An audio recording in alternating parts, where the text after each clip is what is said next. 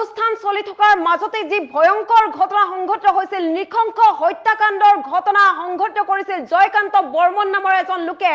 দুগৰাকীকৈ লোকক চোকা অস্ত্ৰৰে আক্ৰমণৰ ঘটনা সংঘটিত কৰিছিল আৰু জামুগুৰি হাততে যি নিখংস হত্যাকাণ্ডৰ ঘটনা পোহৰলৈ আহিছে তাৰ পাছতে এতিয়া একাংশ লোকে ওলাই আহি একাংশ ৰাইজ ওলাই আহি উত্তপ্ত পৰিস্থিতিৰ সৃষ্টি কৰা দেখিবলৈ পোৱা গৈছে থানাৰ সন্মুখত থানা ঘেৰাও কৰি প্ৰতিবাদ সাব্যস্ত কৰিছে যে দুখীয়ে উচিত শাস্তি পাব লাগিব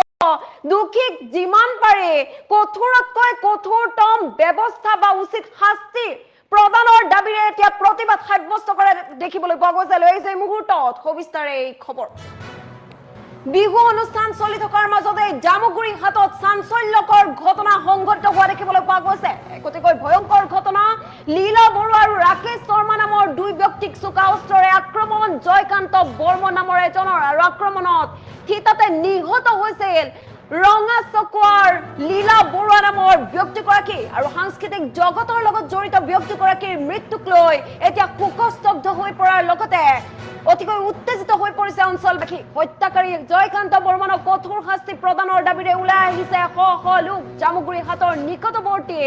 ৰামপুৰ হাটিঙা বিহু অনুষ্ঠানত সংঘটিত হৈছে এই ঘটনা আৰু এই ঘটনাক লৈ উত্তপ্ত হৈ পৰিছে জামুগুৰি হাট থানা ঘেৰাও কৰি শ শ ৰাইজে সাব্যস্ত কৰিছে প্ৰতিবাদ সাব্যস্ত কৰা দেখিবলৈ পোৱা গৈছে অতিকৈ উত্তপ্ত পৰিস্থিতিৰ সৃষ্টি হৈছে এনেদৰে এতিয়া দুখীয়ে যাতে শাস্তি পায় দুখীক উচিত শাস্তি প্ৰদানৰ দাবীৰে এনেদৰে থানা ঘেৰাও কৰা দেখিবলৈ পোৱা গৈছে অতিকৈ উত্তপ্ত পৰিস্থিতিৰ সৃষ্টি হৈছে আৰু আক্ৰমণত থিতাতে নিহত হৈছিল ৰঙা চকুৱাৰ লীলা বৰুৱা নামৰ এজন ব্যক্তি আৰু লগতে বৰ্তমানেও কিন্তু আহত হৈ চিকিৎসাধীন অৱস্থাত আছে ৰাকেশ শৰ্মা নামৰ আন এজন ব্যক্তি অতিকৈ সংকটজনক অৱস্থাত আছিল আৰু এইজন জয়কান্ত বৰ্মনে এই যি নিখংস হত্যাকাণ্ড সংঘটিত কৰিছিল এই নিখংস হত্যাকাণ্ডক লৈ এতিয়া উত্তপ্ত হৈ পৰিছে উচিত শাস্তিৰ দাবীৰে থানা ঘেৰাও কৰা পৰিলক্ষিত হৈছে জয়কান্ত বৰ্মনে কিহৰ বাবে এনে ধৰণৰ হত্যাকাণ্ড সংঘটিত কৰিলে কিহৰ বাবে নিখংস হত্যাকাণ্ড ঘটনা সংঘটিত কৰিলে তাকে লৈ এতিয়া প্ৰশ্ন উত্থাপন কৰা দেখিবলৈ পোৱা গৈছে এফালে বিহুৰ আনন্দ উল্লাস চলি আছিল আৰু তাৰ মাজতে বিহু অনুষ্ঠান চলি থকাৰ মাজতে এক অতিকৈ ভয়ংকৰ ঘটনা সংঘটিত কৰে চোকা অস্ত্ৰৰে হত্যাকাণ্ড সংঘটিত কৰে হত্যা কৰে লীলা বৰুৱা নামৰ এজন ব্যক্তিক আৰু যিহেতু সাংস্কৃতিক জগতৰ সৈতে জড়িত আছিল অতিকৈ এজন ভদ্ৰ লোক আছিল গতিকে সমাজৰ পৰা সেই ভদ্ৰ লোকজন এনেদৰে তেওঁলোকৰ মাজৰ পৰা চিৰদিনৰ বাবে আঁতৰি যোৱাৰ পাছতে এতিয়া উত্তপ্ত পৰিস্থিতিৰ সৃষ্টি হৈছে দুখীয়ে উচিত শাস্তি পাব লাগে বুলি ন্যায়ৰ দাবীৰে উত্তপ্ত হৈ পৰিছে স্থানীয় লোকসকল আৰু আক্ৰমণত যিহেতু থিতাতে নিহত হ'বলগীয়া হৈছিল লীলা বৰুৱা নামৰ লোকজন তাৰ পাছতে উত্তপ্ত পৰিস্থিতিৰ সৃষ্টি হোৱা দেখিবলৈ পোৱা গৈছে অতি শীঘ্ৰে যিমান পাৰে সিমান সোনকালে উচিত ব্যৱস্থা গ্ৰহণ কৰিব লাগে উচিত তদন্ত হ'ব লাগে বুলি দাবী কৰা পৰিলক্ষিত হৈছে আৰু এনেদৰে এতিয়া প্ৰতিবাদ সাব্যস্ত কৰি থানাৰ চৌহদ এনেদৰে থানা ঘেৰাও কৰি প্ৰতিবাদ সাব্যস্ত কৰা দেখিবলৈ পোৱা গৈছে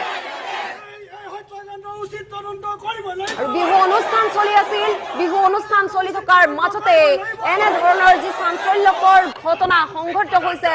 এই ঘটনাৰ পাছতে এতিয়া অতিকৈ উত্তপ্ত পৰিস্থিতিৰ সৃষ্টি হৈছে দুখীয়ে উচিত শাস্তি পাব লাগে আৰু এইজন হৈছে জয়কান্ত বৰ্মন নামৰ সেই লোকজন যে হত্যাকাণ্ড সংঘটিত কৰিছে কিন্তু হত্যাকাণ্ডৰ প্ৰকৃত ৰহস্য বা প্ৰকৃত কাৰণ সন্দৰ্ভত জানিব পৰা হোৱা নাই কিয়নো এই ঘটনা সংঘটিত হোৱাৰ পাছতে বিহু কমিটিৰ লোকসকলে আটক কৰি বা কৰায়ত্ব কৰি আৰক্ষীক গতাই দি আৰক্ষীয়ে আটক কৰি বৰ্তমানে অব্যাহত ৰাখিছে কিন্তু একাংশ স্থানীয় লোকসকল ওলাই আহি এতিয়া প্ৰতিবাদ সাব্যস্ত কৰা দেখিবলৈ পোৱা গৈছে অতি শীঘ্ৰে দুখীয়া শাস্তি পাব লাগে কিহৰ বাবে এনে ধৰণৰ ঘটনা সংঘটিত কৰিলে সাংস্কৃতিক জগতৰ সৈতে জড়িত দুগৰাকীকৈ ব্যক্তিৰ সৈতে অতিকৈ নিখংসভাৱে যি ঘটনা সংঘটিত কৰিছিল তাৰে এজন যিহেতু থিতাতে নিহত হৈছিল লীলা বৰুৱা নামৰ ব্যক্তিগৰাকীক হেৰুৱাই এতিয়া সকলো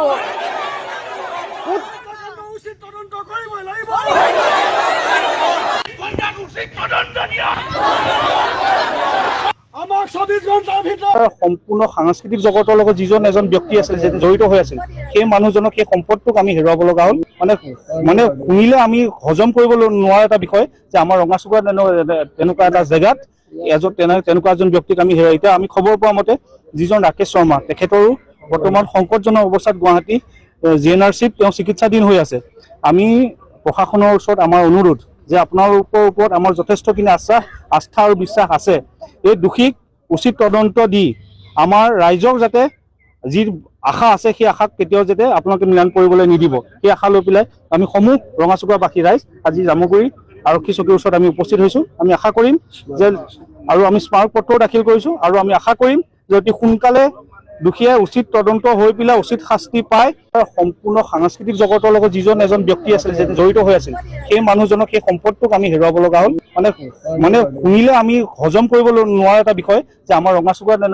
তেনেকুৱা হয় আমিও তাতে বিহু মেলাতে আছিলো বাৰু ঘটনাটো হোৱাৰ আগত আমি গুচি গলো আমি আমাৰ প্ৰগ্ৰেম কৰিবৰ কাৰণে আহিছিলো তাত কিন্তু যি সময়ত মানে সেই ঘটনাটো ঘটিল আমি তাত উপস্থিত নাছিলো কিন্তু ইমান এটা ডাঙৰ ঘটনা কৰি পেলাই যে ইমান আমাৰ নিজৰ সম্পদটো যিজন মানুহে গোটেই আমাৰ ৰঙাচুকুৰা বুলিয়ে নহয় জামুগুৰি হাটৰ প্ৰত্যেকজন মানুহৰ বিপদ আপদৰ সময়ত যিজন মানুহে সমভাগী হৈছিল তেনেকুৱা এজন মানুহক আজি এহেঁতে নিৰা কৰিলে আমি কেতিয়াও মানি ল'ব নোৱাৰো এইটো কথাটো হয় আমিও তাতে বিহু মেলাতে আছিলো বাৰু ঘটনাটো